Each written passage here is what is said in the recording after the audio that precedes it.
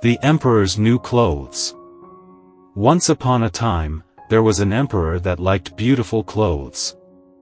He didn't care about royal duties or other pleasures. Every hour he would change into a new set of clothes. One day, two strangers appeared. They claimed to be talented weavers, and that they could weave a beautiful fabric.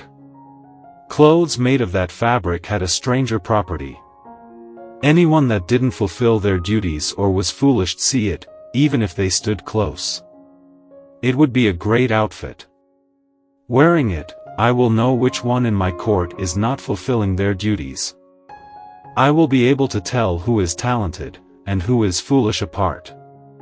The king thought to himself, then awarded the two weavers, and ordered them to get to work immediately. The two weavers brought out two looms, and sat down as if they were weaving, but there was absolutely nothing on the looms. They asked for the most beautiful silk, and the most precious gold. Then they put all of those into their pockets, and pretended to work on the looms until midnight. The king was anxious to know how much work the two weavers had done, but remembering the strange property of the fabric, he became reluctant. He then sent his chancellor to come and check it out. The innocent chancellor was sent to a big room where the two weavers were working. The poor chancellor kept widening his eyes, and saw nothing, then thought to himself, "Oh God, am I a fool? No. I had better not admit that I don't see the fabric.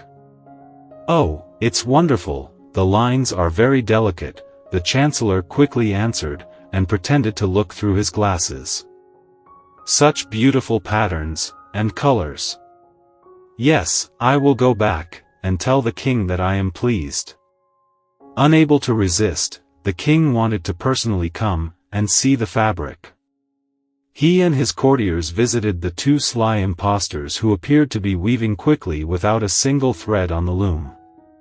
Standing in front of the empty loom, the emperor thought in shock, "Am I a foolish king? Or do I not have the talent to be king? If that's the case, that's terrible."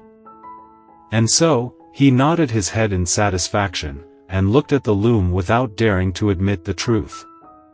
Despite not seeing anything, they still gasped, and chimed in, "Oh, that looks great."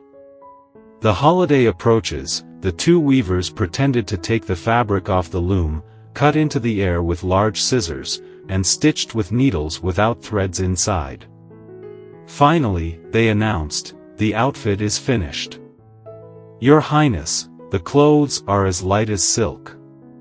When you wear it, you will feel like you're wearing nothing. But that's one of the great characteristics of the fabric." The emperor took off his imperial robe, the two frauds pretended to dress him up, then wrapped their hands around him as if they were tightening his belt. The false advisors shouted in unison, "Long live the king! The new clothes fit you perfectly. Such a great outfit." The head of the ceremony announced, "Your Highness, the parasol has arrived. The mandarins are waiting for you outside to go on the parade." The guards bent down, and reached to the ground as if they were raising the tail of the cloak, then walked while supporting the invisible object.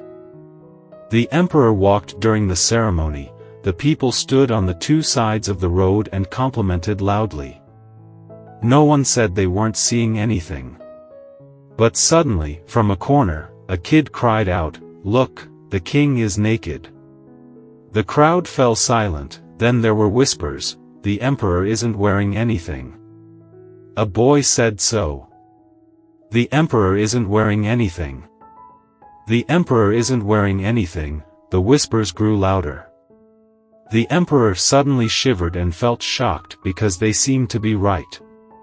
But he still had to continue the parade. Deep down, he just realized if he didn't change, only cared about his appearance, and lived with false flatters, then he would become a laughing stock in front of his people.